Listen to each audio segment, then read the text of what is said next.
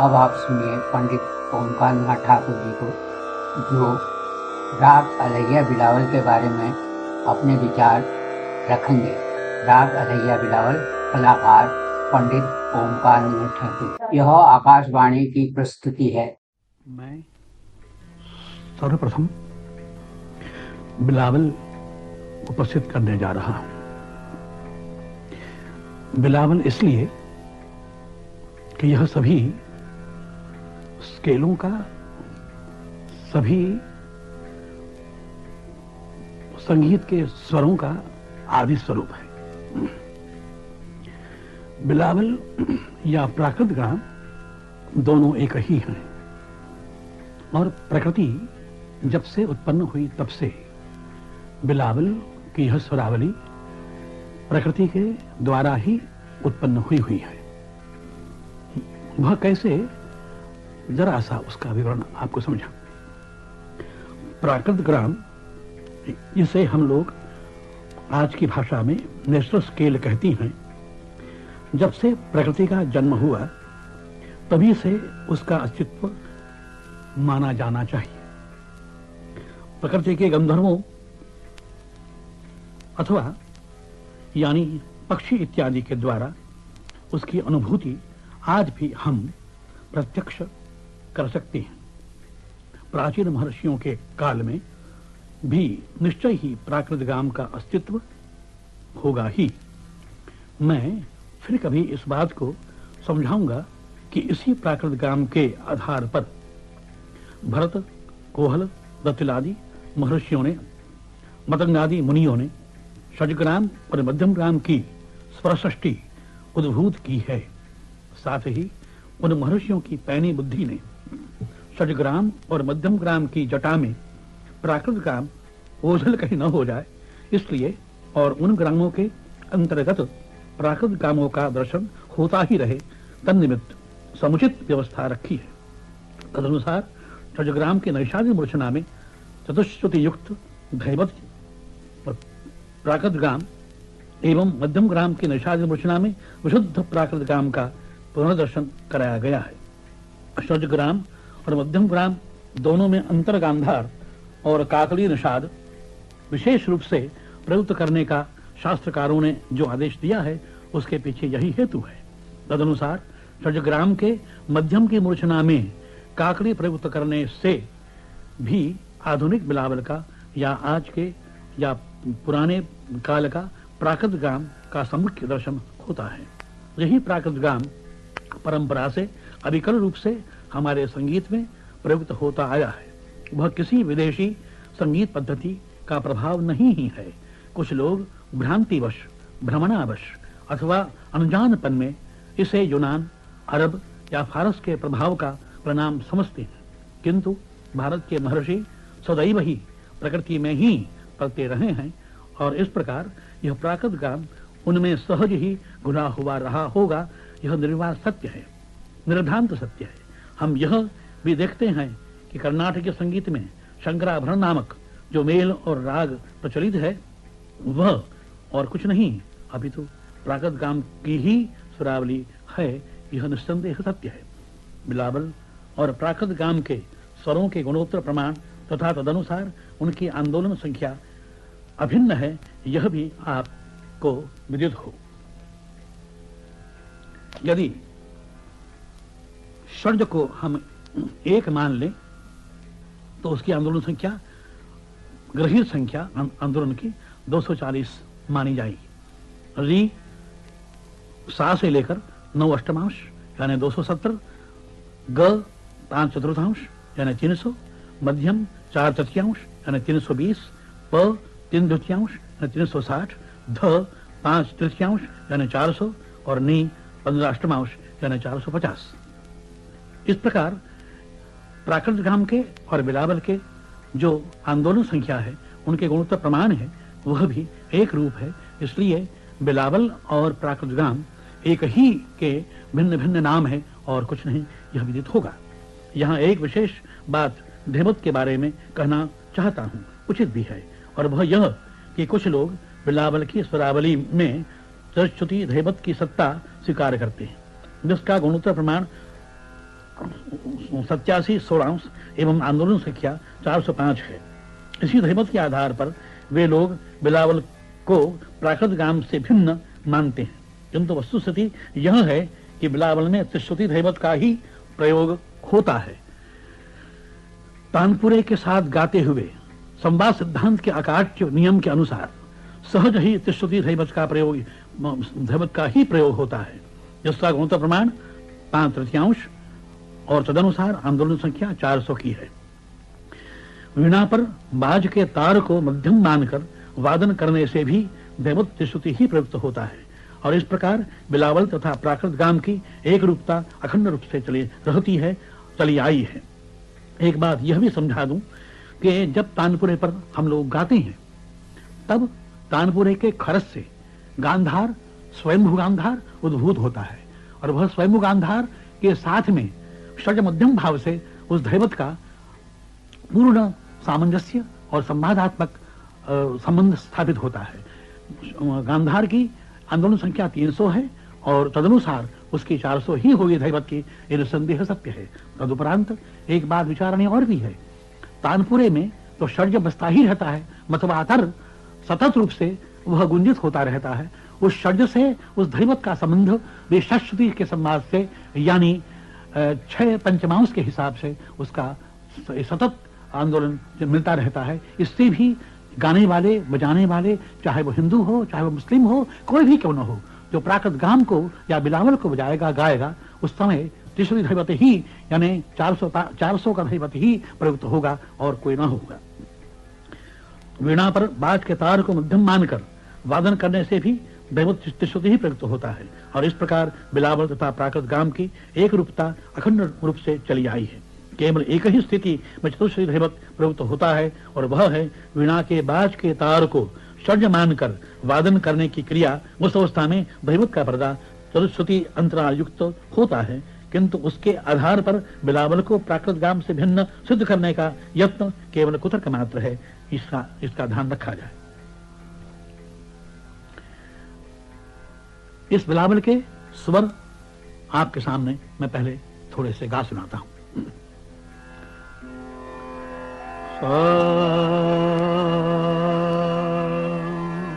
रे ग मा प ध नि सा सा नि ध प मा ग रे सा। यह प्राकृत गान है। पाइथागोरस के काल से भी इसी को प्राकृत गान मानते आए हैं। हेल्महोल्ट्ज ने भी इसी को प्राकृत गान माना है, और यही हमारा आज का बिलावल है, और परंपरा से इसी को हम बिलावल, बेलावली, शंकराभरण कहते आए हैं। अब निस्संदेह सत्य सिद्ध होगा कि हमारे प्राकृत गान से बिलावल का सामंजस्य पूर्णतया संबद्ध है। इस प्रकार के प्राकृत गान के रहते हुए हम देखते हैं कि उसमें एक नियम का आधार बनाकर उस राग में उसको राग रूप दिया जाता है। राग रूप देने के लिए शास्त्र की आज्ञा है कि जब तक उसको राग रूप देना हो तो जब तक उसे 10 नियम न बांधे जाएं तब तक वह राग का रूप धारण नहीं करता है।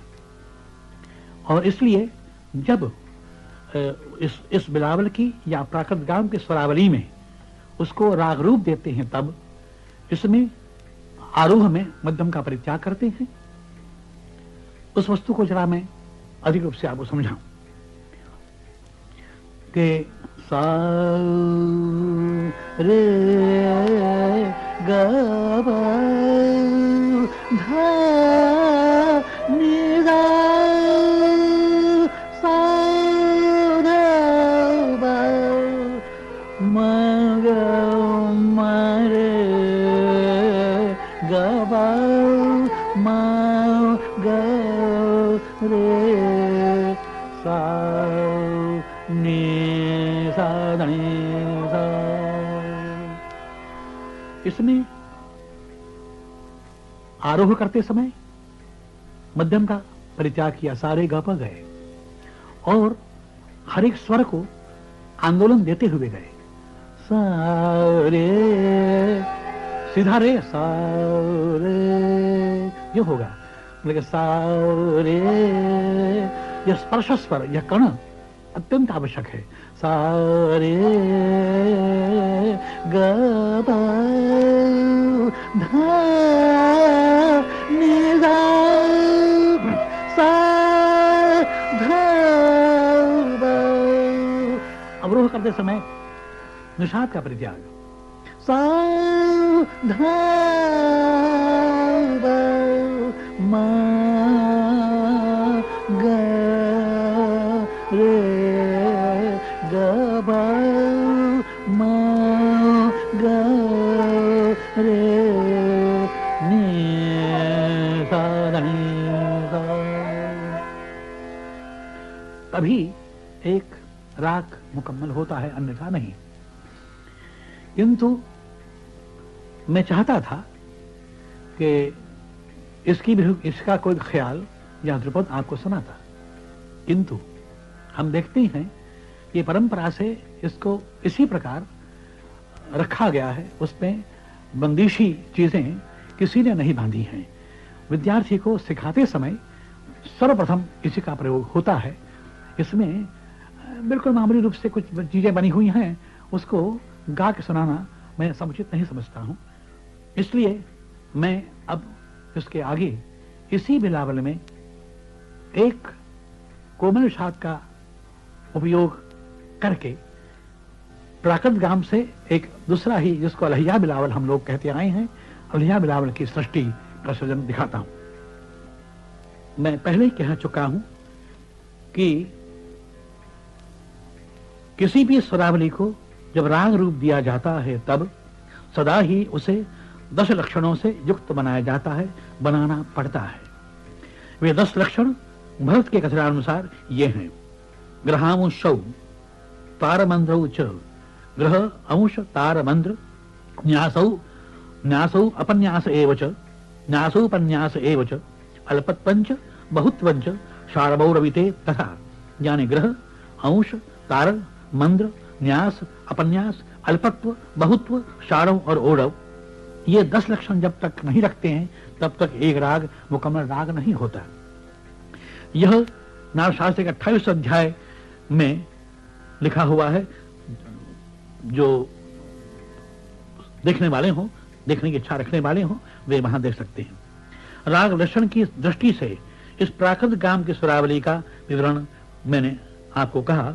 साथ ही इसके आरोह में मध्यम वर्ज किया जाए, धैमत को आंदोलित बनाकर, और अवरोह में निषाद अति अल्प मात्रा में छूकर गांधार का वक्र प्रयोग और शब्द पर न्यास करते हुए अंतिम ग को छूकर नी सा धनी सा, यूं करने से बिलावल का एक शुद्ध रूप खड़ा होगा।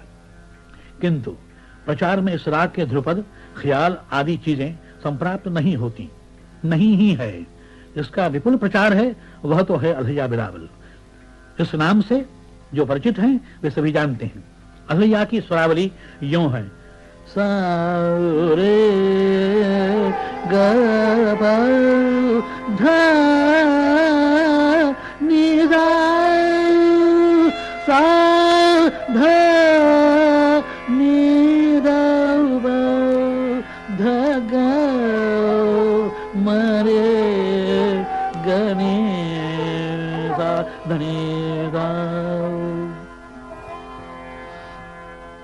यह आरोह अवरोह स्वयं कह देता है कि इस राग में शुद्ध बिलावल की अपेक्षा अवरोह में केवल कोमल निषाद ही विशेष रूप से प्रयुक्त होता है, और धग तथा मरे इन स्वरों की संगति रहती है।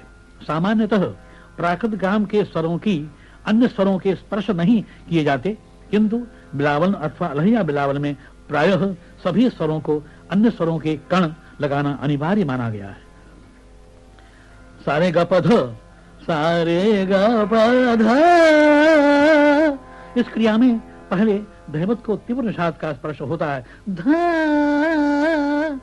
निदा, और बाद में कोमल निषाद के स्पर्श से इसे आंदोलित किया जाता है, धा। पूर्वांग में भी स्वरों को एक विशेष ढंग से छुआ जाता है, यथा मग मरे मग मग, यानी म उस गांधार को छुए, मग ग को मग को छुआ, मग मरे मरे मग मरे, यो नहीं, मग मरे गने। निषाद लिया जाता है जरूर है कि ग को जो उसका समाई स्वर है, ने गने ने साधने सा। इस क्रिया में पहले धैवत को तीव्र निषाद का स्पर्श होता है और बाद में कोमल निषाद के स्पर्श से इसे आंदोलित किया जाता है। पूर्वांग में भी स्वरों को एक विशेष ढंग से छुआ जाता है, यथा मग मरे गणे साधने सा। पूर्वांग में यह क्रिया और उत्तरांग में धैवत का विशेष उच्चार इस राग का अपना वैशिष्ट स्थापित करते हैं। इस राग की प्रवृत्ति सहसा तासप्त की ओर जाने की रहती है। इसकी जाति षाढ़ो वक्र संपूर्ण, ग्रह मध्यम, मध्यम षड्ज, मध्य षड्ज, अंश पूर्वांग में ऋषभ और उत्तरांग में धैवत, न्यास पंचम, विन्यास मध्य षड्ज। मुख्य अंग मग मरे गणे साधने सा। समय प्रातः काल प्रथम प्रहर। बहुत गांधार का बहुत्व है, निषाद का ही बहुत्व है, मध्यम अल्पत्व है और आरोह में उसको सदा ही वर्ज्य करना है। मग मरे मग मग, यानी म उस गांधार को छुए, मग ग को मग को छुआ, मग मरे मरे मग मरे, यो नहीं, मग मरे गने। निषाद लिया जाता है जरूर है कि ग को जो उसका समाई स्वर है, ने गने ने साधने सा। इस क्रिया में पहले धैवत को तीव्र निषाद का स्पर्श होता है और बाद में कोमल निषाद के स्पर्श से इसे आंदोलित किया जाता है। पूर्वांग में भी स्वरों को एक विशेष ढंग से छुआ जाता है, यथा मग मरे गणे साधने सा। पूर्वांग में यह क्रिया और उत्तरांग में धैवत का विशेष उच्चार इस राग का अपना वैशिष्ट स्थापित करते हैं। इस राग की प्रवृत्ति सहसा तासप्त की ओर जाने की रहती है। इसकी जाति षाढ़ो वक्र संपूर्ण, ग्रह मध्यम, मध्यम षड्ज, मध्य षड्ज, अंश पूर्वांग में ऋषभ और उत्तरांग में धैवत, न्यास पंचम, विन्यास मध्य षड्ज। मुख्य अंग मग मरे गणे साधने सा। समय प्रातः काल प्रथम प्रहर। बहुत गांधार का बहुत्व है, निषाद का ही बहुत्व है, मध्यम अल्पत्व है और आरोह में उसको सदा ही वर्ज्य करना है। अब मैं अलैया बिलावल की चीज सुनाता हूं।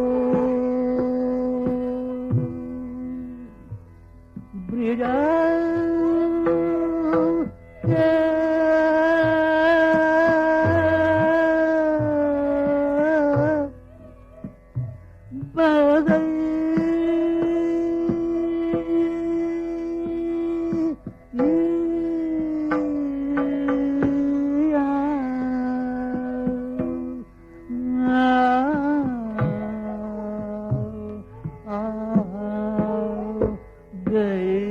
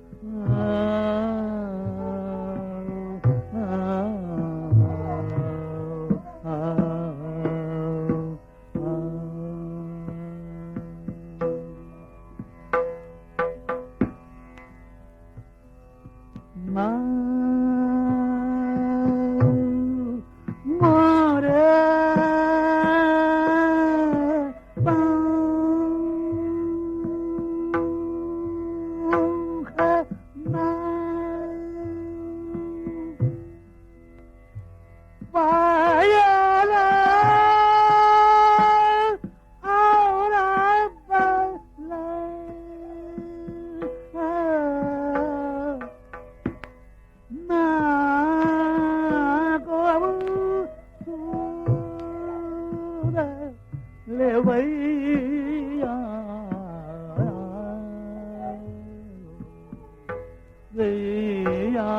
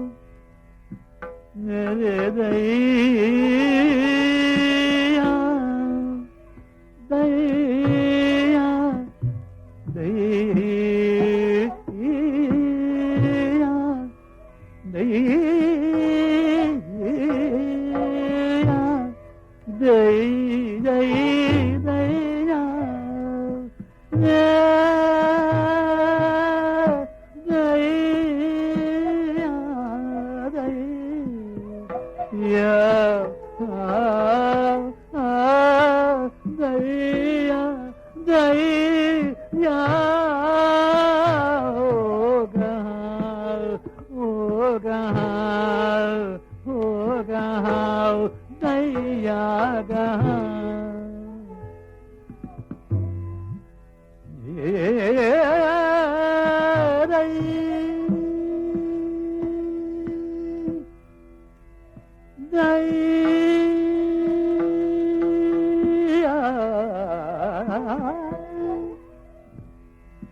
मेरे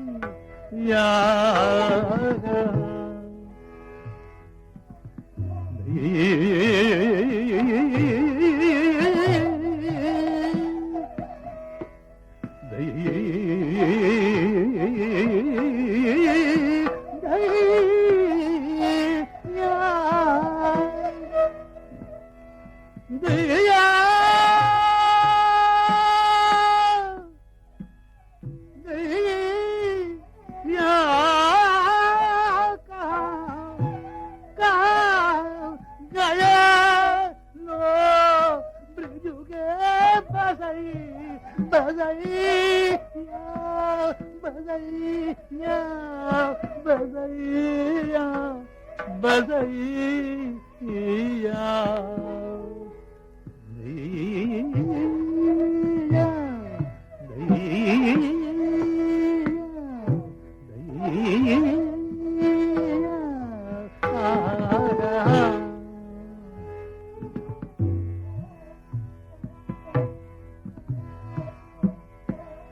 दैया कहाँ गए लोग ब्रिजु के बसैया बसैया बसैया दैया दैया कहाँ गए लोग ब्रिजु के बसैया बसैया बसैया दै दै दैया कहाँ दैया कहाँ गए लो ब्रिजु के बसैया हो ब्रिजु के बसैया हो ब्रिजु के बसैया दैया कहाँ हो दैया कहाँ बसोए ब्रिजु के बसैया बसैया बसैया दैया दैया दैया कहाँ ओ दैया कहाँ गए रो ब्रिजु के बसैया ब्रिजु के बसैया ब्रिजु के बसैया कहाँ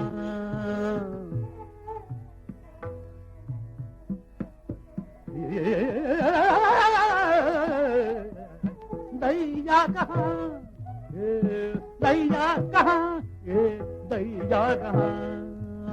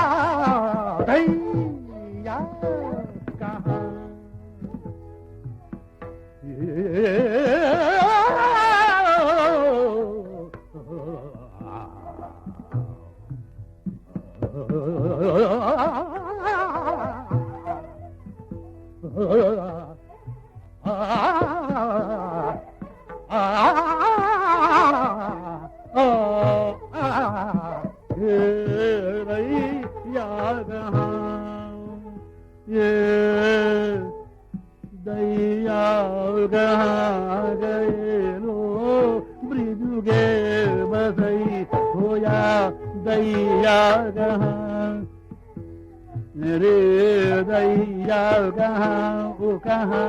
कहाँ गए लो ब्रिजु के बसैया दैया अरे दैया आ कहाँ गए लो ब्रिजु के बसैया